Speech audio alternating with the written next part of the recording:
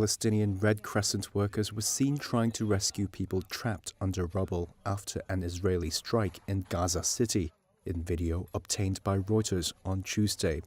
The strikes across Gaza, which witnesses say carried on into early Wednesday, are the latest test of an almost 3-week-old ceasefire deal brokered by US President Donald Trump. Local health authorities said overnight that the attacks killed at least 26 people across the Palestinian territory.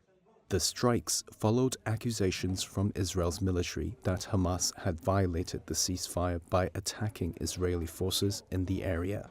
It also came after Prime Minister Benjamin Netanyahu ordered powerful attacks on the militants. Earlier, he accused Hamas of violating the ceasefire by turning over remains that did not belong to missing Israeli hostages. He said that remains handed over the previous day belonged to Ophir Zafati, an Israeli killed during Hamas's October 7th attack, whose body was partially recovered by Israeli forces during the war. In response, Hamas initially said it would hand over the body of a missing hostage found in a tunnel in Gaza. However, Hamas' armed wing, the Al-Qassam Brigades, later said it would postpone the handover, citing what it said were Israel's violations of the ceasefire. In a hospital in Gaza City, Palestinian Taya Al-Bana was among those injured in Tuesday's strikes. We were reading the news about Netanyahu's threats and the attacks on Gaza, and then the attack happened right at our house. The roof fell on us. Our neighbours came and pulled us from under the rubble. Me, my wife, my daughters, my sons, and my wife's father.